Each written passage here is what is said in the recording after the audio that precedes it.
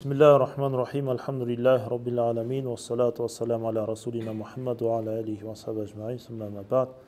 Assalamu alaikum, құрметті қажылар. Алла Тағала құлшылық ниеттеріңізді, істегеніңізге амал жақсылықтарыңызды қабыл етсін. Кемшілік қатектерін Алла Тағала бір өзі кешірсін, иншалла. Құрметті қажылар, бүгін біз жалпы Минаға бару тәртібін бастаймыз. Алла қаласа, міне бүгін қаншасы?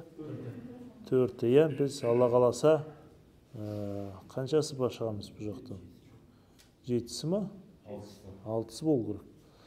Өздері айтар жаңағы жетекшілер. Біз Минаға шығамыз. Енді сүннет бойынша таматту қажылық жасағандар біздер, яғни біз таматту қажылықты түсіндіңіздер, иә? Умра жасап алады, содан кейін ихрамнан шығады, еркін құлшылық жасайды, сосын қайтадан қажылыққа ниет етеді. Ана, қайда микрофондар жоқ па? Бер, ота беріңіз, ата, апа, бергеніңіз. Бергеніңіз мына жерге.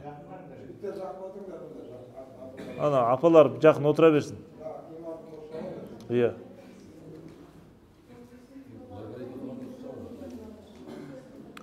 Үлкен кісілер жақын отырыңыздар. Ешнәрсе етпейді.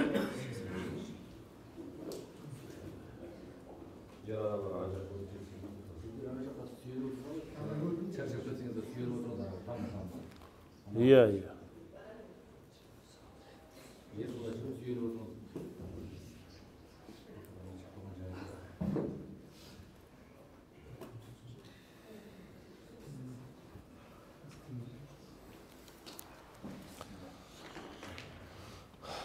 Алла қаласа, енді біздің алдымызда қажылық амалдары тұр. Минаға барамыз. Ол үшін сіздер осы қонақ үйден не істейсіздер? Ихрамға ниет етесіздер. Осы қонақ үйден ихрамға ниет етесіздер. Ихрамның алдындағы амал шарттарын бәрін жасайсыздар, оны үйренген шығарсыздар. Жуынып, шайынып, қырынып, түгел амалдар жасап, дұрыс жаңағы иіс шығармайтын нәрселерді пайдаланып, хош иіс шығаратын нәрселерді пайдаланып, содан кейін барып ихрам киімін киіп, 2 ракағат намаз оқып, қажылыққа деп ниет етіп, ниет қажылыққа болады. Сосын тәлбия айтып не істейсіздер? Түсіңдер деген уақытта сол түсесіздер астына. Сосын Мина жазығынан не істейміз? Барамыз. وَيَخْرُجُ غَدَةَ التَّرْوِيَةِ إِلَى Мина деген мәселе осы. Тәруия күні Минаға шығады дейді. Таңға жуық. وَمَكَسَ فِيهَا إِلَى فَجْرِ عَرَفَ дейді. Сөйтіп сол жерде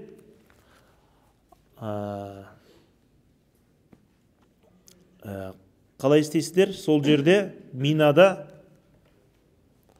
келесі фаджр намазға дейін боласыздар. Түсіңіздер ма? Осы жерден таң намаз оқып шығасыздар. 5-інде, асырды, ақшамды, құптанды және таңды қай жерде оқимыз? Мина деген жер. Бұл бір жер. Арафа деген тағы бір жер. Ол жақта да палаткілер бар. Жақсы ма?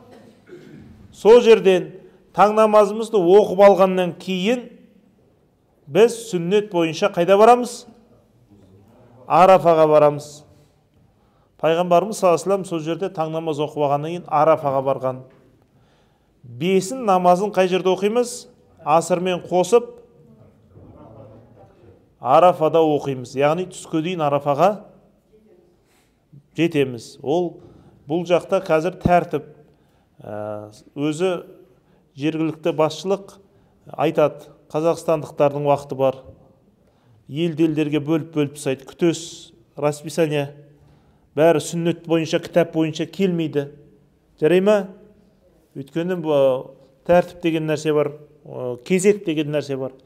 Сол кезде біздің жетекшілеріміз айтады, мынандай уақытта Минаға шығамыз, мынандай уақытта Арафаға шығамыз дегенде, соны күтіп, сабыр етіп, солай боламыз. Яғни, сүннет бойынша сол жақта осы 5 уақыт намазымызды оқимыз. 5 уақыт намазымызды, 5-ін асыр, ақшам, құптан, таң. Таңнан кейін біз қайда барамыз?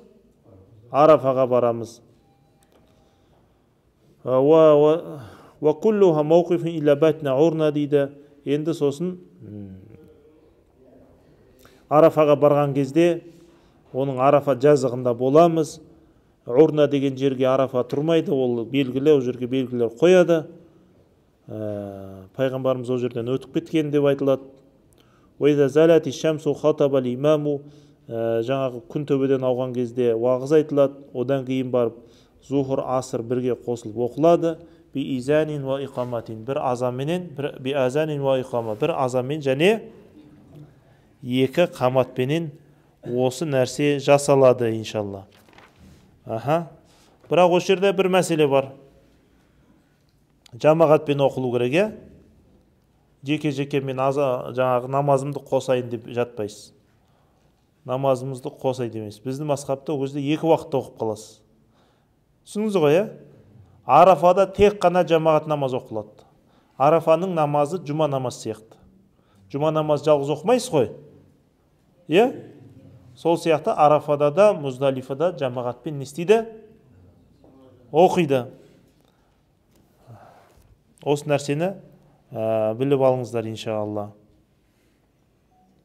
Сол үшін фәлә яджузул асру ли фақиди ахадихима дейді. Арафадың намаз оқуының шарты ихрамда болу керексіз және жамағатпен намаз оқу керексіз. Екеуінің біреусінен нетіп қалсаңыз, онда жеке өз уақытында не істейсіз? Оқисыз. Түсінікті ғой, жеке өз уақытында оқисыз. Арафа кезінде сіздерде ол жақта да не болады Алла қаласа? Дәретханалар, душтар болады. Ғұсыл құйынып алуға сүннет рұқсат етіледі. Осы сол жақта. Тек қана немен? Сумен. Бірақ дәретханада тұрам, ғұсыл құйынуым керек екен деп, Арафаның қасиетті уақытын кезекте тұрып, сөйтіп, не істеп алмаңыздар? Өткізіп алмаңыздар, иншалла. Арафада бір сағат тұрса, Арафа парыз мойнынан түсіріледі. Болады ғой? Бір сағат тұрса. Ал енді Арафаның уақыты қай уақытқа кейін?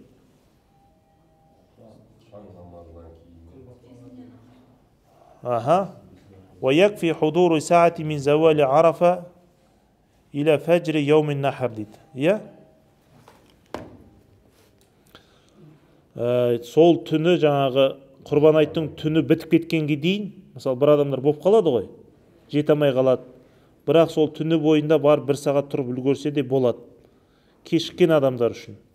Сол Арафада тұрған кезде бір адам ұйықтап қалса, немесе жаңағы талып қалса, комада болып қалса, бірақ Арафада болса, осындай жағдайлар болса да ол Арафа мойнынан түсіріледі. Арафада болса болды. Уайза ғарабат атал Муздалифа. Ата Муздалифа. Күн батқан кезде Муздалифаға сөді деп айтылды. Мен оның бәрін дәлелімен кірмей қойын. Бұның бәрі белгілі нәрсе. Бұл ижмақ, бүткіл ғалымдар бәрі келісілген, ешқандай нәрсе жоқ. Муздалифаға келген кезде не болады? Екі кешкі намазды қосып оқиды. Бір азанмен және қаматпен, қамат айтып әрқайсына. Түсіндіңіздер ғой? Осы нәрсені жақсылап біліп алыңыздар.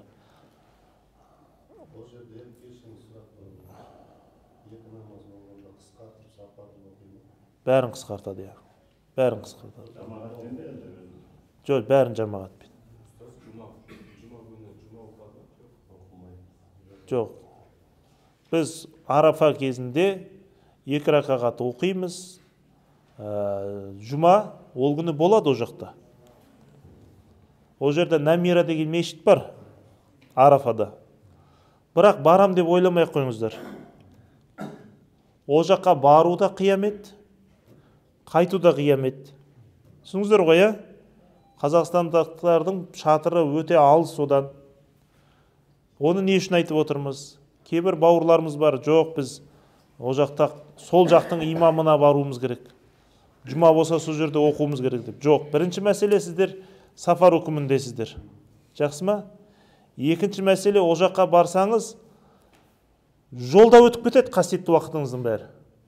Ана қайтадан палатыңызға жетуде өтіп кетеді. Ол жерде әрбір минутыңыз қымбат. Сол үшін имамға, сол жетекшілерге итағат етіп, сол жерде Алла қаласа тек қана өзіміздің палаткіде, шатырда намазымызды оқып алып, күн батқанға дейін дұғада болғанымыз біздер үшін өте сауапты және сол дұрыс болады иншалла. Біз Муздалифаға келген кезде ол енді әрқалай жағдай болады. Муздалифаға түн жарымда келуіміз мүмкін. Кептелістер болып таңға жуық келуіміз де мүмкін. Кейбір кісілер көбі жаңағы автобуста ұйықтап қалады. Онда миллион, 2 миллион адамды аны орналастыру оңай емес. Түсініңіздер,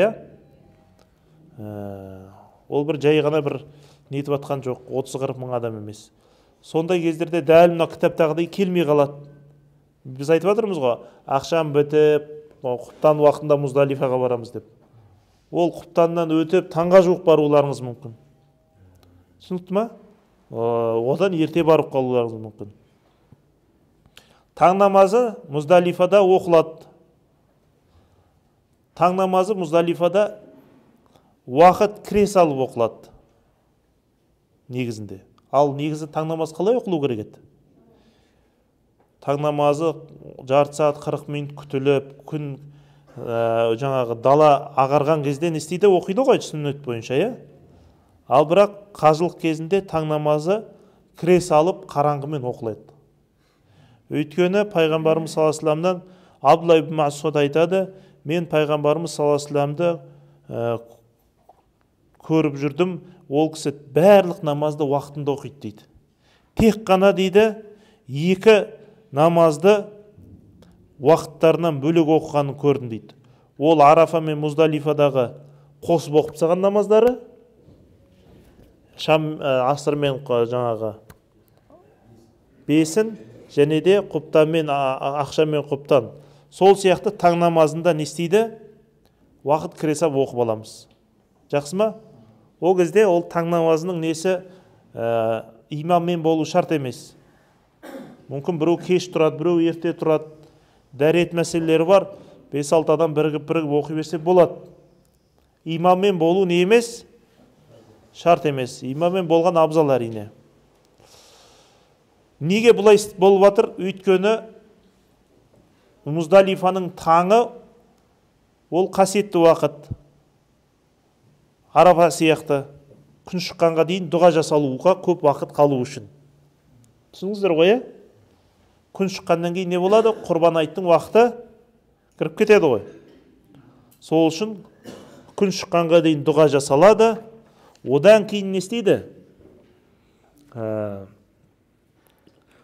Сол дұға қалай жасалады енді сол жерде? Бірінші такбир айтасыздар. Аллаху акбар, Аллаху акбар, ла илаха иллаллах, Аллаху акбар. Одан кейін барып тахлил айтасыздар. Тахлил деген не ол? Ла илаха иллаллах, вахдаху ла шарика ла, лахул мулк ва лахул хамду ва хуа аля кулли шайин қадир. Мағыналарын айтып берейін ба апаларға? Қазақшасын. Одан кейін тәлбие айтасыздар. Такбир деген Алланы ұлықтау, Аллаху акбар, Аллаху акбар. Алла ұлы, Алла ұлы. Аллаху акбар, Аллаху акбар, ла илаха иллаллах, Аллаху акбар. Алладан басқа тәңір жоқ, Алла ұлы. Аллаху акбар, Аллаху акбар, ла илаха иллаллах, Аллаху акбар, Аллаху акбар, валиллахил хамд. Аллаға барлық мақтау лайықты. Одан кейін халлала. Халлала деген ла илаха иллаллах, Алладан басқа тәңір жоқ. Вахдаху ла шарика ла. Ол жалғыз, оның ешқандай серігі жоқ. Лахул мулк ва лахул хамд. Бүткіл мүлікте, мақтауда Аллаға тән. Лахул мулк ва лахул хамд ва хуа аля кулли шайин қадир. Барлық нәрсеге Аллах тағаланың күш құдіреті жетуші деп дұға жасайсыздар. Одан кейін тәлбие айтасыздар. Тәлбие мағынасын білесіздер, Әлі қандайдасыздар? Әлі ихрамдасыздар. Содан кейін пайғамбарымыз саллаллаху алейхи вассаламға салауат айтасыздар. Содан кейін әр пенде өзінің қалаған нәрсесін сұрайды. Дұрыс па? Біреу денсаулық сұрайды, біреу сауап сұрайды, біреу күнәларының қателіктерінің кешірілуін сұрайды, біреу өзіне немесе бала шағасына шифа сұрайды, бойдақтар қыз сұрайды, әркім өзі сұрайды иншалла. Жақсы ма? Үйленуін сұрайды ғой енді. Сол сияқты әркім өзі үшін, отбасы үшін, ағайын туыс үшін, дос жаран, көрші қолаң үшін иншалла дұға жасайды. Қай уақытқа дейін? Таң атқа дейін иншалла. Өйткені Жәбирден келген хадисте пайғамбарымыз осы уақытта өте ұзақ дұға жасады деді. Өте ұзақ дұға жасады. Көрдіңіздер ма? Өте ұзақ дұға жасады деген хадисі бар. Тіпті күн көтерілгенге дейін деген хадисі бар. Бұл Муслимде келеді иншалла. Ва иза асфара ата мина дейді. Күн көтерілгеннен кейін біз Минаға келеміз. Жақсы ма? Қайтадан анау алдыңғы күнгі палаткамызға келеміз. Жарай ма? Сол жерден команда күтеміз. Әлі ихрамда боламыз. Жақсы ғой? Қандай команда күтеміз? Шайтанға тас атуға шығыңыздар деген. Өйткені ол жақта да потоктар бәрін реттеп отырады.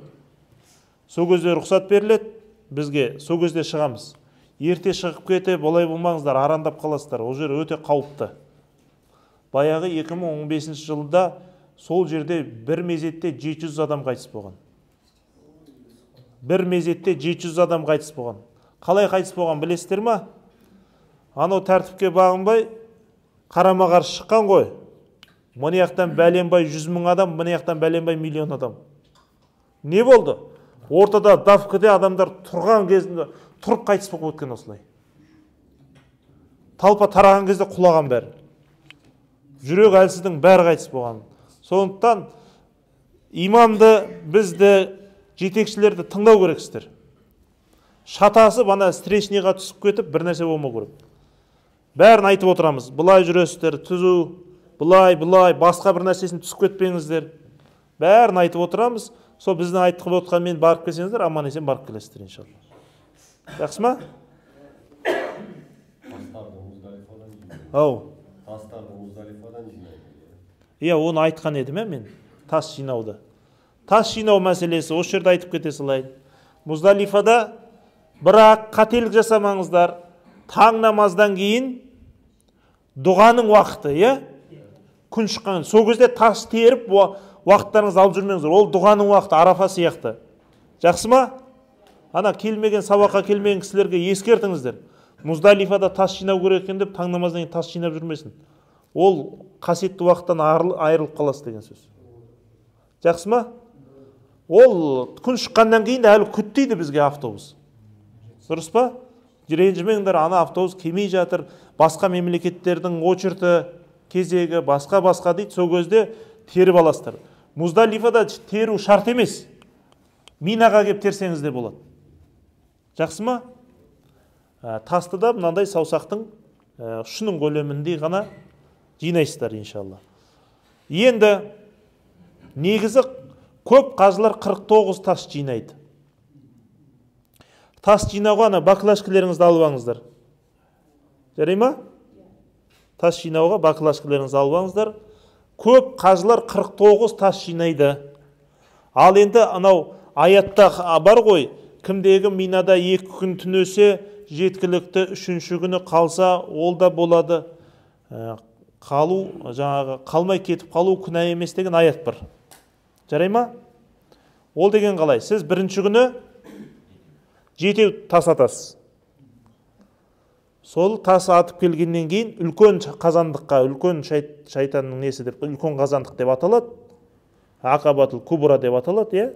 Үлкен қазандық қазақша айтқанда. Сол жерге 7 тасыңызды атып, келесіз. Ретін түсініп алсыздар ғой.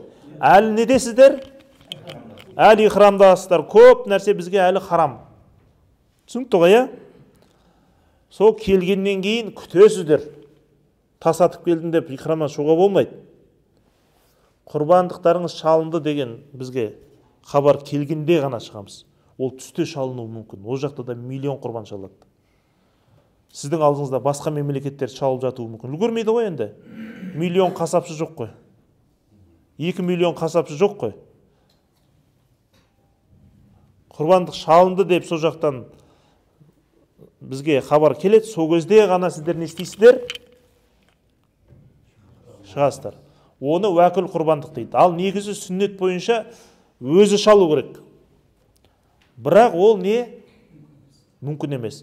Сол үшін пайғамбарымыз саллаллаху алейхи ва саллям ақыретке дейін пайғамбар ғой, соңғы пайғамбар. Не істеді? Негізі пайғамбарымыз 100 түйе шалған. Хунайн соғысынан олжа алады пайғамбарымыз, Хунайн соғысынан олжа алады. Көп олжа беріледі әскерлерге, оның ішінде пайғамбарымызға. Сонда пайғамбарымыз өзі құрбан шалады. 63 түйе шалады. 63 түйе шалады. Енді соңғы қажылығы ғой 63 жасында.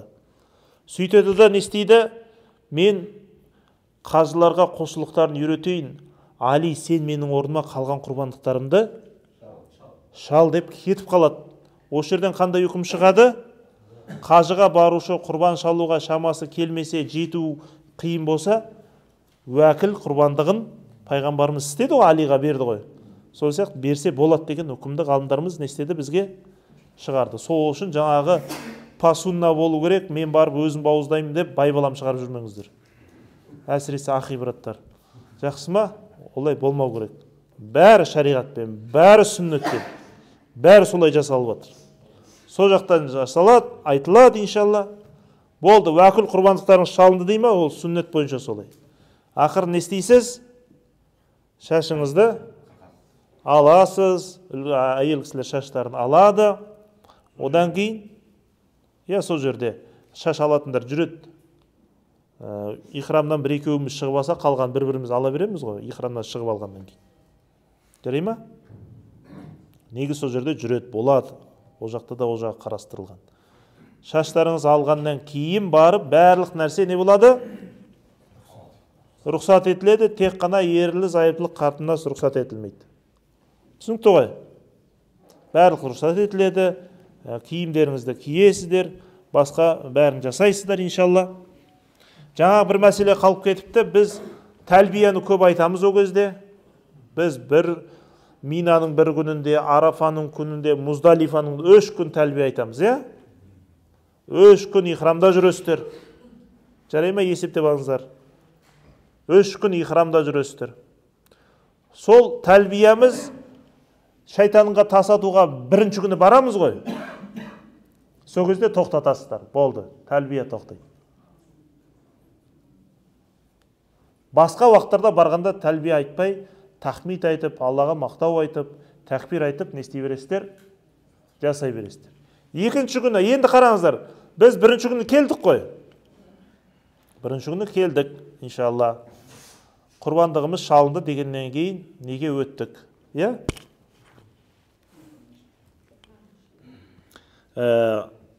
Ихрамға өттік, шаштарымызды алдырдық. Шашты ер адамдар түгел қырып тастауы сүннет, және де ең сауабы көп сол болады. Қырып тастаған абзал болады. Әйел кісілер қысқартады. Содан кейін уақыт бар ғой бізде. Негізі сүннет бойынша біз парыз тауып сол кезде жасауымыз керек. Пайғамбарымыз сол шашын алып неткеннен кейін бірден қасуасына, яғни түйесіне мініп, Меккеге келіп тауап жасағанда қайтадан Минаға кетесіздер. Гостиницаға соға салайын деген болмайды. Жарай ма? Қайтадан Минаға кетесіздер сүннет бойынша. Түсініңіздер ғой, қайтадан Минаға кетесіздер. Бірақ осы жерде бір мәселе бар. Тағы да кезек мәселесі. Кейде, мысалы біз 2014 жылы қажылық жасағанда біздің кезегіміз түнде келген. Тауаф ифаданың уақыты қанша? Ол құрбан айт уақыты бар ғой өзінің. 4-ші күннің несі? Асыр намазы, иә? 4-ші күннің асыр намазына дейін жасалса болды. Тауаф ифаданың мерзімі. Парыз тауаф аттық, иә?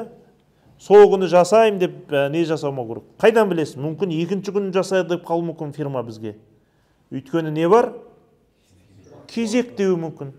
Басқа бір оқыс жағдай болды деуі мүмкін. Енді 1-ші күні жасауға тырысамыз ғой енді, Алла қаласа. Соны жасап аламыз. Сосын қайтадан неге келеміз? Минаға келеміз, уақытымыз бар. Көп уақыттарымызды дұғамен, салауатпен, Құран оқумен, уағыз тыңдаумен өткіземіз. Ол жақта ешқандай қызық жоқ. Аралайтын магазинде жоқ, таңдап жейтін тамақта жоқ ол жақта. Бірден айтып қояйық. Сіздерге анау фирманың жігіттері мынандай жаңағы одноразовый ыдыспен әкеп береді. Не әкеп береді, соны жейсіз, разы боласыз. Заказ беріп жүрмеңіздер. Балам маған келесі жол тауға кел, арғы балға кел деген тема болмайды ол жақта. Не береді, соны жейсіздер, болды. Ол сол қажылық деген сол. Алла рызығынан айырмасын, иншалла. Ол жаққа жаңағы барған кезде сабын бір нәрселеріңізді алып аласыздар ғой, бірақ ихрам кезінде абайлаңыздар, иә? Ихрам кезінде абайлаңыздар. Алмай-ақ қойғандарыңыз абзал, ол жақтан да табылады. Қай жеріне келдік енді? Содан тағы 2 күн біз 2-ші күн тас атамыз. Қанша тас? 21 тас. Барып келеміз, алыс біраз. Жаңа жаяу келгендер бар ма? Біз жаяу келдік. Соның бір 2 есесі болады. Көрдіңіздер ма? Соның бір 2 есесі болады. 2 түнел ма? О жақта 2-3 түнел болады, иншалла. Ходовкілеріңізді дайындап беріңіздер. Ходовкілеріңізді майлап, жақсылап дайындап беріңіздер. 2-ші күн ихрамсыз жүресіздер. 2-ші күн ихрамсыз жүресіздер. Албаңыздар. Сосын мына мәселе. Ихраммен шықтық екен деп гостиницаға киімдеріңізді тастап кетпеңіздер. Бір киетін киім албаңыздар, жарай ма? Ішкі киім, сыртқы киім. Ол жаққа барып кімнен сұрап жүресіз киім? Бір киім албаңыздар. Өйткені біз 1-ші күні шығамыз, 3 күннен кейін біз не істейміз? Жалпы 5-6 күн боламыз ол жақта. Шыққаннан кейін қарапайым киіп алу үшін бір киімдеріңізді албаңыздар, иншалла. Осы мәселені түсіңіздер ғой. Одан кейін біз сол күні уағыздар болады, дәрістер болады, Құран қайталайсыздар, дұға жасайсыздар, иншалла. Сол түнімізді тахауджудпен, немен, бәрін құлшылықпен өткізуіміз керек. Жақсы ғой, Одан 2-ші күн шайтанға тасымызды атып келеміз. Одан 3-ші күн атып келеміз. Қанша болды? 49 болды, 3-ші күні атып келгеннен кейін, 5-ін намазынан кейін негізі қайта берсе болады. Бірақ абзалы тағы да қалам десе, ол сауап болады. Пайғамбарымыз қалған. Бірақ Абдулла ибн Аббас сұранады. Я Алланың елшісі, мен қайта берсем, қажыларға су дайындай берсем дейді. Сонда пайғамбарымыз Абдулла ибн Аббасқа рұқсат береді. Өйткені Құранда Алла Тағала не айтып тұр? Кімде-кім 2 күн түнесе, ол жақсы. 3-ші күн түнейім десе, ол абзал. Кете берем десе, күнә жоқ деген не бар? Аят бар. Кейбір жігіттер 3-ші күні қалып жатады, оған рұқсат беріледі. Оның гидтар шешетін шығар өздері. Абзалын істеймін, толық атқарам десеңіз, 3-ші күні түнеуге қалыңыз. Ол кезде тағы 21 тас атасыз. Келесі мәселе. Бұл тас атуда уәкілдік деген нәрсе бар. Құрбандық сияқты. Үлкен кісілер, аяғы жарамайтын кісілер жастарға тасын беріп жүрсе болады. Балам мен анауыңмен жүре алмайым, барамайым десе, жаңағы ана жігіт барып 1-ші күні 14 тас атады, бір адамдікін алса, 2-ші күні барса 42 тас атады, бір адамдікін алса. Математика есептей бересіздер. Солай бола береді. Осыны үлкен кісілер біліңіздер. Жарай ма? Ана қатты алыстау жерге барамайым десеңіздер, иншалла нетесіздер. Мен мысалы анамдікін өзім барып ата салайын деп тұрмын. Өйткені апару оңай емес, алып келуде оңай емес. Күннің астында туннелден өтіп барады. Осы нәрсені иншалла ескеріп алыңыздар. Ал енді тауап зиярамыз бәрін жасаймыз ғой. Бәрін біткеннен кейін қажылық жеңілдей береді. Жаңағы тіпті ең ауыр не? Ерлі зайыптылық қарым-қатынаста ол кезде жаңа не істейді? Жоқ, кешіріңіздер. Мен неге кетіп қалыппын ғой? Ол ана қоштасу тауап екен ғой. Қоштасу, одан кейін біз келеміз. Бара беріңіз.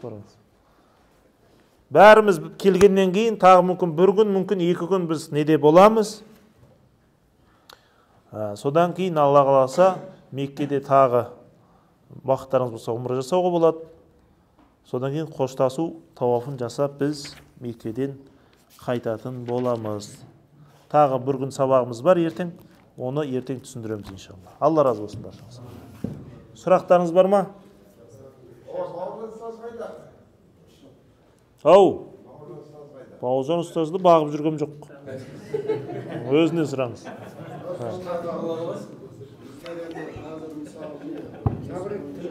Аха.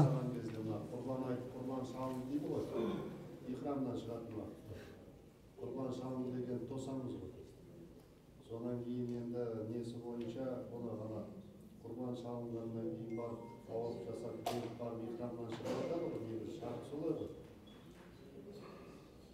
Қалай сонда? Жоқ. Жоқ, ихрамсыз жасайсыздар. Ихрамсыз жасайсыз. Біз енді мына фирмаға бағыныштымыз ғой. Келгеннен кейін фирма тауап жасауға рұқсат алады деп айтып отырсыз ғой. Сол кезде енді қараңыз, 49 тас жинай ма кісілер әлде 70 қыламыз?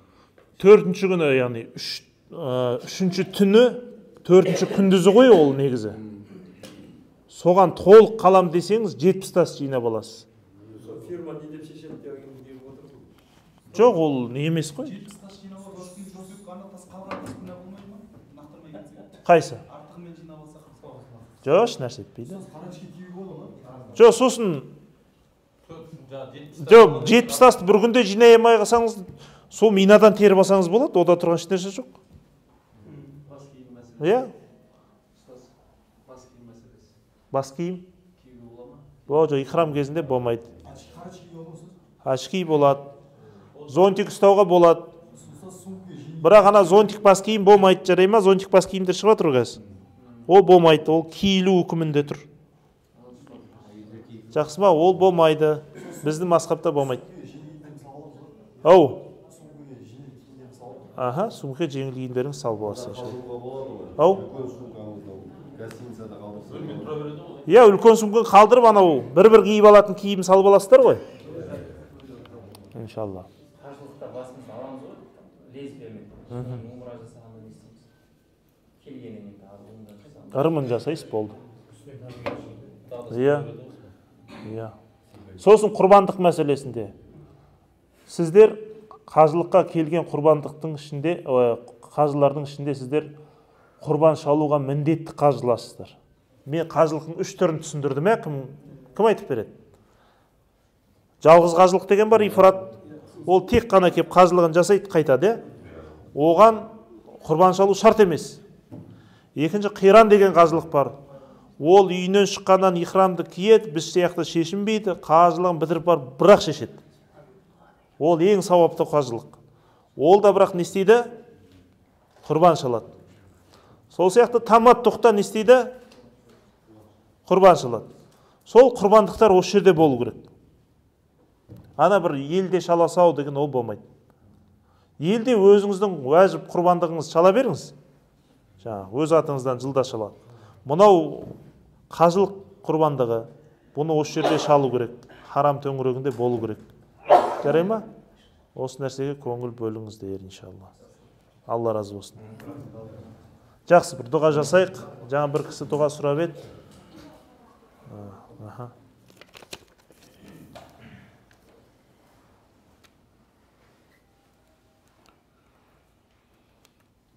Екі кісі ма? آمين اللهم أنزلنا منزلا مباركا أنت خير المنزلين ربي يسر ولا تعسر وتمم بالخير يا جر القوشة мейірімді Алла тағалам өзіңді шамамыз келгенше ұлықтап дәріптеп жатқан амалдарымызды қабыл ет, имандарымызды күшейт, тақуалықтарымызды арттыр, жүрегімізді тазала, Алла тағалам ниетімізді тазала, дұға тілектерімізді қабыл ет, елімізге, жерімізге дұға тілектері қабыл болған, ризықтары артқан, амал дәптерінің оң жағына амалдары толған пенделерден болып қайтуымыз нәсіп ет. Алла тағалам осы қасиетті уақытта, қасиетті жерде тілеген тілек дұғаларымызды қабыл ет. Қарыз болған кісілердің Алла тағалам қарыздарынан құтылу нәсіп ет. Зұлымдық көрген кісілерге Алла тағалам өзің қамқоршы бол. Алла тағалам сапардағы кісілердің сапарларын сәтті ет. Кәсіп жасап жатқан жамағаттардың кәсібіне берекеңді нәсіп ет. Ол қыз тәрбиелеп жатқан жамағатқа Алла тағалам салихалы тәрбие беру нәсіп ет. Ата-анасын қарап жатқан жамағаттарға Алла тағалам өзің разы болып күш қуатыңды нәсіп ет. Дендеріне дерт көріп жатқан кісілердің дендеріне шифа беріп, аман есен сауығып кетуін нәсіп ет. Алла тағалам соның ішінде Әділханұлы Мұхаммед Абдулла бауырымызға деніне шифа беріп, аман есен сауығып, айығып, құлан таза жазылып кетуін нәсіп ет.